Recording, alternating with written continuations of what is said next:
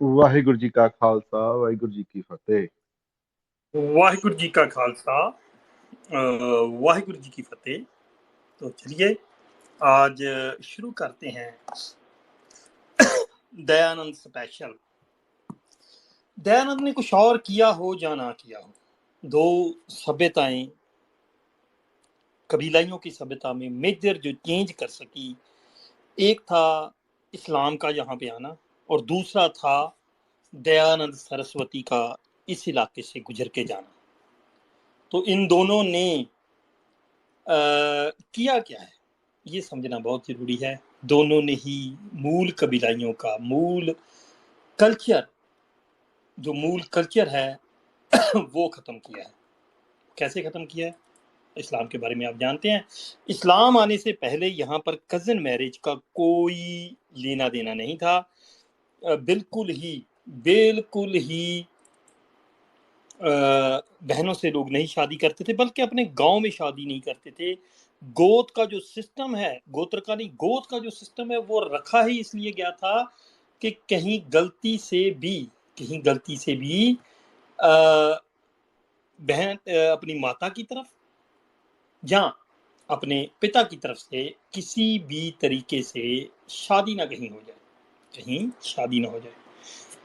तो इस्लाम आता है, वो यहाँ के लोगों में एक कल्चरल चेंज लाता है। वो लोग जो कभी भी अपनी गांव की बेटी को भी बहन समझते थे, वो अपनी खून की जाई को छोड़ के, मतलब खून से पैदा हुई को छोड़ के कजन मैरिज करने लगते हैं। तो ये था पहला बड़ा कल्चरल बदलाव भारत के उत्तर पश्चिम भारत की तरफ, जिसको भारत का खित्ता कहते हैं, उसमें उत्तर पश्चिम भारत की तरफ बहुत बड़ा बदलाव कि वो लोग जो बिल्कुल बहन समझा करते थे अपने गांव की लड़की, अपने मामा के गांव की लड़की, अपने पिता के मामा के गांव की लड़की, अपनी माता के मामा के गांव की लड़कियों को अपनी बहन समझते थे, उन्होंने डायरेक्टली अपनी ही बहनों से शादी करनी शुरू कर दी, जिनको हम बहन कहते हैं, कजन मैरिज चालू कर दी। दूसरा बड़ा बदलाव आता है आर्य समाज के आने से। इससे पहले किसान कमीरों कबीलाइयों का इतिहास गवाह है कि उनके यहाँ पर अगर बच्चा नहीं पैदा होता था, हस्बैंड एंड वाइफ के बीच में किसी भी वजह से बच्चा नहीं पैदा होता था, तो बच्चा गोद लिया जाता था, हस्बैंड की तरफ से गोद लिया जाता था, उसके परिवार में से, उसके समाज में से, उसके पड़ोस में, कहीं से भी, उनके कबीले में से, कहीं से, गांव में से बच्चा गोद लिया जाता था। अगर पति की तरफ किसी भी वजह से बच्चों की कमी है, छोटा है, उसके बाकी भाई बहन छोटे हैं, अभी उनके बच्चे नहीं, कुछ भी हो सकता है, तो औरत की तरफ से औरत के भाई बहन गांव कहीं कहीं से भी बच्चा गोद ले लिया जाता था। सो बच्चा प्योरेस्ट फॉर्म में गोद ही लिया जाता था, बच्चा बनाने की चेष्टा नहीं की जा सकती थी। पर यह पहली बार हुआ था कि आर्य समाजी दयानंद सरस्वती ने इन कबीलों को ये पढ़ाना चालू किया कि बच्चा बनाने के लिए औरत को किसी और के साथ भी अगर सुलाना पड़े तो कोई प्रॉब्लम नहीं होनी चाहिए। ये जगह जगह पे लिखा है। खासकर सत्यार्थ प्रकाश चैप्टर 4 ये उसमें उसने शादी कैसे करनी है, निकट के दोष और दूर के विवाह करने के गुण, ये सारे का सारा उसने बताया। उसने कम से कम 9 पॉइंट दिए हैं। 9 पॉइंट से हमें सारे का सारा पता लगता है कि शादी के बारे में वो कैसे सोचता था। वो हमारा कल्चर ही नहीं, अगर आप उसको ध्यान से पढ़ें, हमारे कुछ और रीति रिवाज थे, हमारे पैटर्न सेट, हमारे लॉज कुछ और थे, हम ऐसे शादी नहीं करते थे। ज्यादातर उसने जो लिखा है वो ब्राह्मण और ब्राह्मण, जैसे कि सत्यार्थ प्रकाश चतुर्थ समलास में वो ब्राह्मणों के बारे में लिखता है। क्या जिसके माता पिता ब्राह्मण हो वह वही ब्राह्मणी ब्राह्मण होते हैं, जिसके माता पिता अन्य वर्त व्यवस्था में वह कभी ब्राह्मण नहीं हो सकते? हाँ, बहुत से हो गए, होते हैं और होंगे भी। जैसे छंदोग्या उपनिषद में जबाल ऋषि, ये वो, तो ज्यादातर भला जो रजवीरिया से शरीर होता है वह बदलकर दूसरे वर्ण में कैसे जा सकता है? रजवीरिया के योग से ब्राह्मण शरीर नहीं होता। किंतु साथ ही साथ वो किंतु जरूर करता गया। वो किंतु जो उसने उठाए वो जरूर पढ़ने हैं कि जैसे मैं कहूँ कौवा तो काला होता है मगर, मोर तो नाचता है मगर, ये इसने जो मगर हर जगह पे छोड़ी है ना, ये मगर जो है ये बहुत खतरनाक है। किंतु, मगर, परंतु, ये जो खतरनाक शब्द हैं, इनका सहारा लेके वो अपना सारे का सारा काम करता गया। 8 प्रकार के शादियां कौन सी होती, हालांकि शादियां 10 तरह की है, उसको ये नहीं पता था, उस पर भी कभी बात करेंगे। ब्रह्म, देव, आर्य, आर्ष, प्रजापति, गंधर्व, ये सारी जो शादियां, इसके बारे में भी उसने अपने बहुमूल्य विचार जो है वो दिए। आगे इसी सेक्शन में जाके नीचे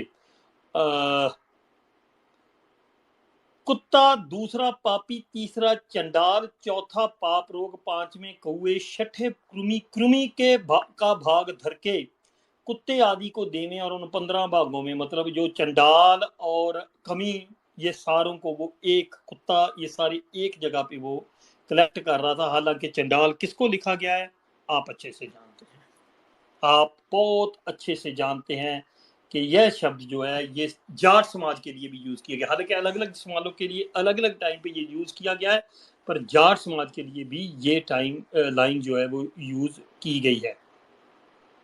ठीक है जी। पुनर्विवाह में क्या दोष है, उससे सवाल। जितने भी यहाँ पर कबीले बसते हैं, जाट हैं, गुजर हैं, अहीर, ये हमेशा से अपनी विधवा हो चुकी औरत, जहाँ किसी प्रॉब्लम से छोड़ दी गई औरत का पुनर्विवाह करते हैं। पुनर्विवाह में उससे सवाल हुआ, पुनर्विवाह में क्या दोष है? उत्तर पहला उसने दिया, स्त्री पुरुष में प्रेम न्यून होगा। देखिए, समझ रहे हैं आप बात को?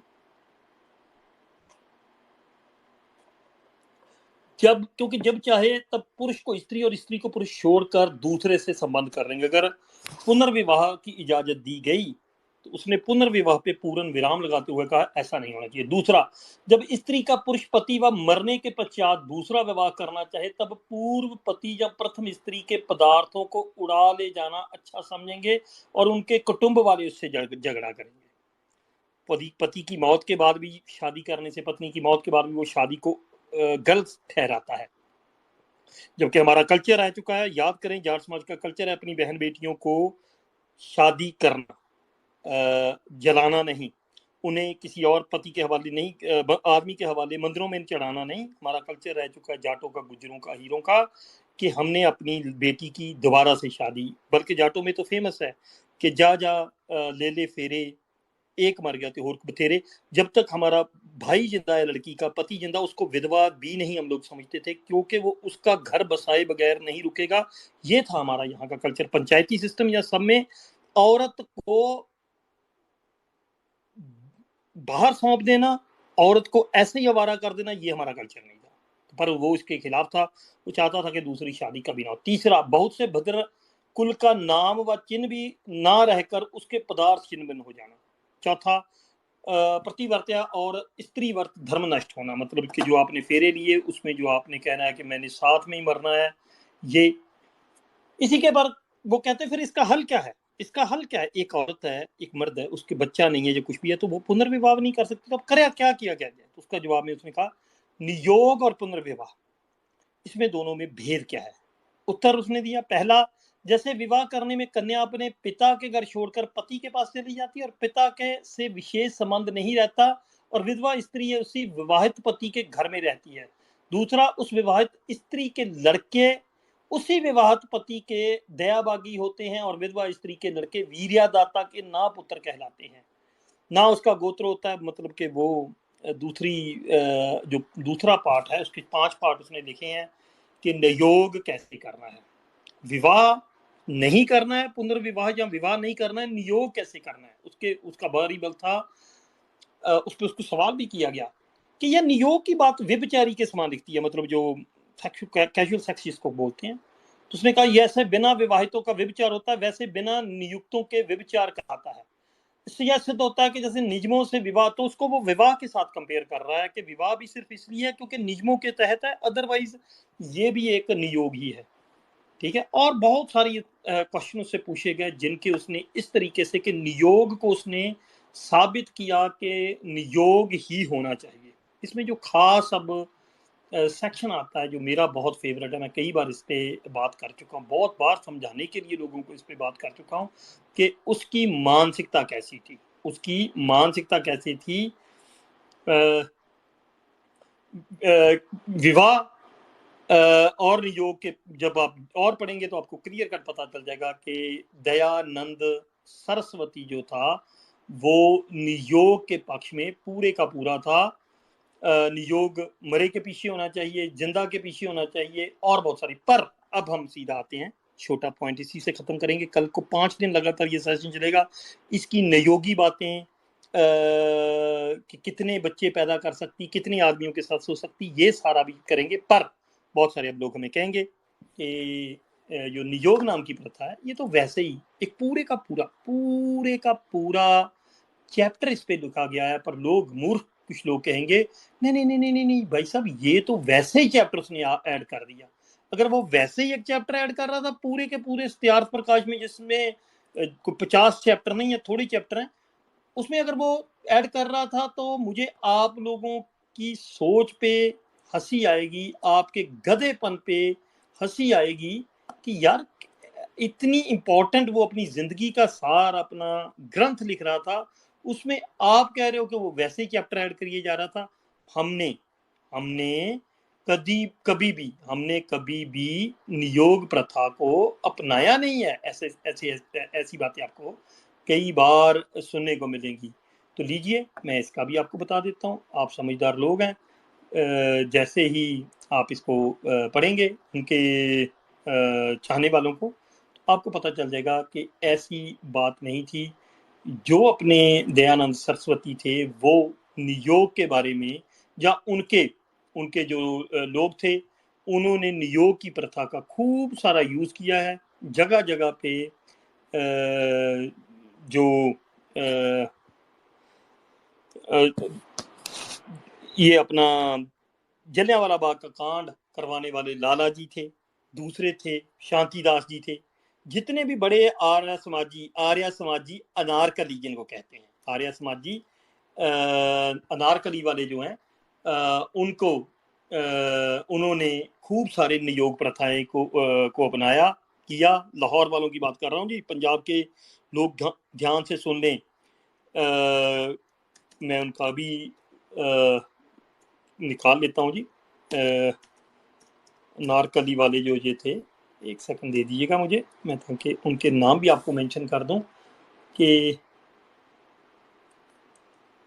वो कौन लोग थे जिन्होंने चुपके चुपके से इस प्रथा को अपनाया।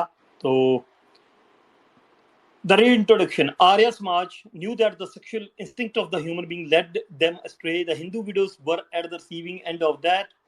Maharshi Dayanand strongly advocated through his writings and speeches that reintroduction of niyog in the socio-religious order. तो ध्यान से सुने, दयानंद सरस्वती aka मूल Shankar Tiwari strongly advocated through his writings and speeches the reintroduction of niyog, अपनी बहन बेटियों को किसी और के बिस्तर में पहुंचाने का सिस्टम, ताकि वो बच्चा पैदा करने की मशीन बन जाए। और एक के साथ नहीं, 10-10 बंदों के साथ सुलवाने की वो बात कर रहा है।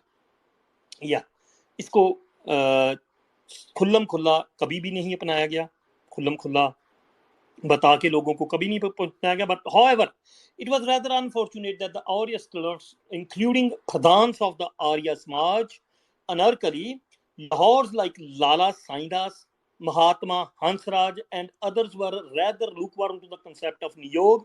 It was socially unacceptable. हमारे खित्ते में नियोग acceptable ही नहीं था।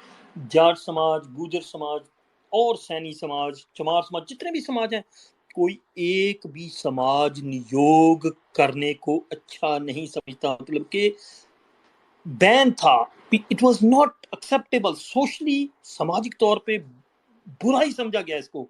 But it was socially unacceptable in the open parlance, but practised by the Arya Samajis clandestinely. मतलब चुपके नियोग करवाए गए without flying the flag of the niyoga. कि नियोग का झंडा नहीं, मतलब बताया नहीं लोगों को, झंडा गाड़ के काम करने का मतलब होता है खुले में आप काम कर रहे हो। तो खुले में नहीं, बता के नहीं, लोगों को कहा नहीं नहीं नहीं हम ये करते नहीं। महर्षि जो था वो मूर्ख था, धूर्त था, वो ऐसा क्या गया होगा भाई? अगर आपका धर्म है, आर्य समाज आपका धर्म है, तो नियोग कराना तो आपके लिए पुण्य का काम है। महर्षि दयानंद जगह जगह पे कह के गया कि नियोग करवाओ, मेरे से करवाओ, मेरे साथ करो, पता नहीं क्या क्या समझते हैं आप बात को, वो खुद ब्राह्मण था। ठीक है, तो नियोग आर्य समाजियों की एक बहुत बड़ी खासियत है, जिसमें कि आपने अपनी बीवी किसी के घर पे भेजनी है, वहां से उसने प्रेग्नेंट होके आना। मैं ये कल को बताऊंगा आपको किसके घर पे किसकी बीवी जानी है, क्या करना है, वो सारी प्रथाएं। और मैं विनती करूंगा मेरे जितने भी आर्य नमाजी भाई हैं जो बहुत ज्ञान बखेरते हैं, आए मेरे साथ डिबेट करें, खुल के लोगों को बताएं कि हाँ नियोग अच्छा है, हमने अपने घरों में करवाने हैं नियोग। मैं ओपन चैलेंज करता हूं जी सारे आर्य नमाजियों को कि, और बाकी समाजों को भी, कि इन आर्य नमाजियों को, जाट समाज को, गुजरों को अपने समाज में से बाहर कर देना चाहिए। यह कलंक है अपने समाजों पे कि अपनी बहन बेटी को रिप्रोडक्शन की मशीन समझते हुए, जिससे ना वो प्यार करती है ना उससे उसका कोई रिलेशनशिप है, उसके बिस्तर तक पहुंचा रहे हैं। ये कलंक है हमारे पे, गुजरों पे, जाटों पे कलंक है। हम लोगों ने अपनी बहन बेटियां किसी और के बिस्तर पर किसी सूरत में नहीं पहुंचाई। जबकि ये आर्य नमाजी क्या क्या मंत्र पढ़ते थे ब्राह्मण वहां पे बैठ के, आप सुनेंगे तो आपके कान कांप जाएंगे कि ये मंत्र पढ़ने के बाद नियोग हो रहा था वहां पे। हैं, शरेआम औरत की उस चीज की तरफ इशारे कर करके वो लोग मंत्र पढ़ते थे। अब तो छोड़ दिए होंगे, अब तो चोर हैं, उनको पता चल गया कि अब सब लोग पढ़ने लगे। ये सिर्फ और सिर्फ ब्राह्मणों की अय्याशी का, बड़े बड़े समाज जो ऐसा सोच भी नहीं सकते, ताकतवर समाज, उनके घरों में खुल्लम खुल्ला अय्याशी का एक मिसाल लीजिए कि आपकी बीवी, आप खुद उसे किसी के पास होने को भेजते, आपकी खुद की उसके बारे में भावना क्या रह जाएगी, और उस बीवी के मन में आपकी क्या रिस्पेक्ट रह जाएगी। एक कुत्ते का बच्चा है जो सिर्फ मेरे में से बच्चे निकालने के लिए मुझे किसी के बिस्तर पे पहुंचा रहा है। हमारा इतिहास रहा है, हमने बच्चे गोद लिए हैं, बच्चे जब तक सरोगेसी नहीं आई, हमने अपनी औरतें बच्चे बनाने के लिए लोगों के बिस्तरों पे नहीं छोड़ी। पर ये आर्य नमाजियों का काम है। लिखा हुआ है महात्मा ने, अगर कोई भी महात्मा महर्षि दयानंद को मानने वाला है, उसे गर्व से कहना चाहिए कि हम नियोगी हैं। बल्कि मैं तो कहता हूं आर्य नियोग नाम का एक उनको संस्था बनानी चाहिए। आर्य समाज नाम का जो संस्था, उसे बंद कर देना चाहिए।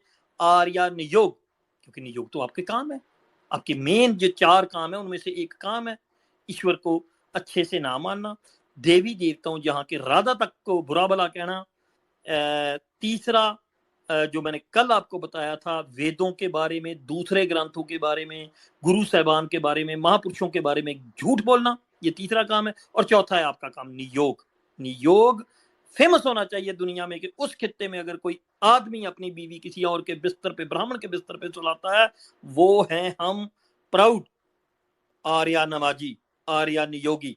ये ऐसा भैया आपके महापुरुष के वचन है, आपके महापुरुष के महान वचन हैं कि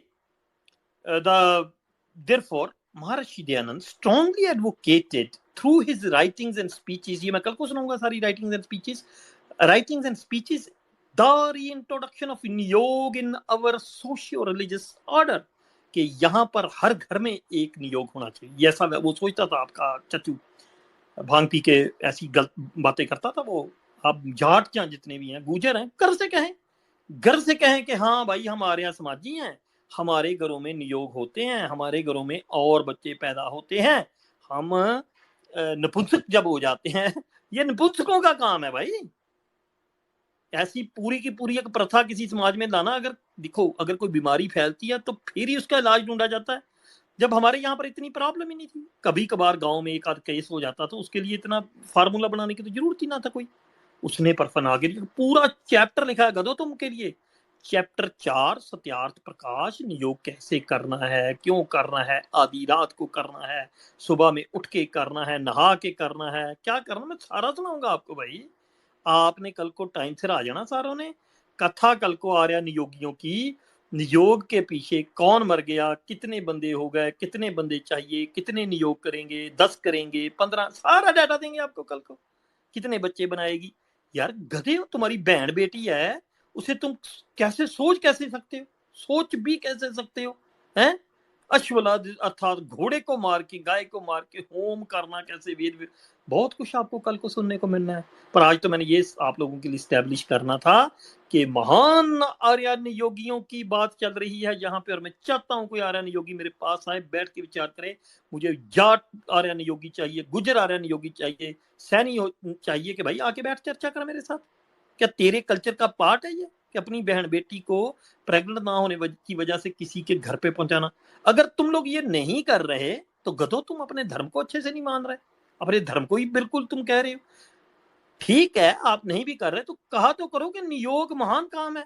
आप कहते हो नहीं नहीं नहीं नहीं नहीं, नियोग नहीं कर, बल्कि चुपके चुपके सारा कुछ कर रहे हो। अभी मुझे पता चल गया कि क्यों कुछ ऐसे सूतिया जैसों की बात करते हैं यहाँ पर, जब आ जाते हैं मुझे शक पड़ता है कि यार ये तो ब्राह्मणों की औलाद लग रहा है। तो कह जा रहा होता है मैं गुजर हूं, मैं जाट हूं, मैं फलां हूं, सैनी हूं, बात वो ब्राह्मणों वाली कर रहा होता। तो मैं कई बार उसको पूछता हूँ कि यार सच में तो जाट है, सच में गुजर है तू? अब मुझे पता चला कि सारा नियोग के कांड हैं, ये महान ग्रंथ में लिखा है, महान ग्रंथ में लिखा है आधी रात को किस वक्त करना है ये सारे का सारा, कैसे चलना है ये सारा काम। बाबा जी साथ में बैठे होंगे, देख रहे होंगे, अगर नहीं ठीक हो रहा होगा तो वो ठीक भी करके देंगे बाबा जी। सारा कल को तुम्हें पूरे का पूरा ये चैप्टर नंबर 4 और भी सबूत देंगे कि बाबा जी कैसे इन सब के लिए ठीक किया, कैसे ये काम होना चाहिए, कौन कौन से मंत्र यहाँ पर फूकने हैं। पति के सामने शर्म आनी चाहिए यार। मैं अब बयानबाजी करूं उस सीन की, गधो गधो कौन से समाज को बिलोंग करते हो? आओ इधर मेरे सामने बताओ मुझे, ये जितने भी आर्य नमाजी घूमने हैं बने कि कैसे करना है नियोग, नहीं तो मैं तुम्हें सिखाऊंगी नियोग कैसे होता है, पूरे ग्रंथों में से पूरी एक्सप्लेनेशन देते हुए कि कैसे अब सारा चक्रव्यूह चलना है, कैसे वो सारा कांड चलना है, मैं बताता हूँ तुम्हें। कल को आओ उधर, इसी के साथ लेते हैं इजाजत भाइयों बहनों से। छोटा सा ही रखना था। कल को आपको चैप्टर 4 सत्यार्थ प्रकाश में से कि नियोग कैसे करना है, कितने दिन बाद करना है, क्या करेंगे, कैसे होगी, क्या पूरा सीन आपके मन में छप जाएगा। उसके बाद में आप आर्य नमाजियों के पास बैठना भी पसंद नहीं करेंगे। हिंदू धर्म, ब्राह्मण एक ब्राह्मण धर्म का सत्यानाश करने वाले ये सत्यार्थ प्रकाश वाले सत्यानाश कर दिया इन्होंने उस धर्म का भी, जो ब्राह्मणों का विचारों का प्राइवेट धर्म था उसको भी जलील कर दिया सारा। तो चलिए कल को खोलते हैं आपको नियोग के पूरे भेद पर। आज होप कि तुम समझ गए नियोग का मतलब होता है अपनी बीवी को किसी और के साथ लेटाना। अगर फिर भी बच्चा ना हो सके, मतलब औरत में कोई प्रॉब्लम है, फिजिकली प्रॉब्लम हो जाती की बार औरतों, तो फिर उसको दूसरे के साथ सुलाना, ये चेक करने के लिए तीसरा चौथा ऐसा, पहले से कितने बच्चे पैदा करने हैं, दूसरे से कितने करने हैं, 11वें बंदे से कितने पैदा करने हैं। मतलब वो सिर्फ एक मशीन है जिसे एक के बिस्तर में से निकलना है फिर दूसरे में लेट जाना है। मैं अपने गधों से पूछना चाहता हूँ, मेरे अपने खुद के समाज से पूछना चाहता हूँ, गधो हमारे समाज ने कब औरतें लेटाई हैं लोगों के बिस्तर में? है कोई गधो याद तुम्हें? इसी के साथ लेते हैं इजाजत। वाहिगुरु जी का खालसा, वाहिगुरु जी की फतेह। जी हाँ जी कंग ਸਾਹਿਬ ਆਪਣਾ ਜਿਹੜਾ ਦੂਸਰਾ ਸਵਾਲ ਜਵਾਬ ਦਾ ਫਿਰ ਆਪਾਂ ਦੂਸਰੀ ਸਾਈਡ ਤੇ ਸੈਸ਼ਨ ਕਰਦੇ ਹਾਂ ਜੀ। ਠੀਕ ਆ ਜੀ ਸੰਗਤ ਜੀ, ਵਾਹਿਗੁਰੂ ਜੀ ਦਾ ਖਾਲਸਾ, ਵਾਹਿਗੁਰੂ ਜੀ ਕੀ ਫਤਿਹ।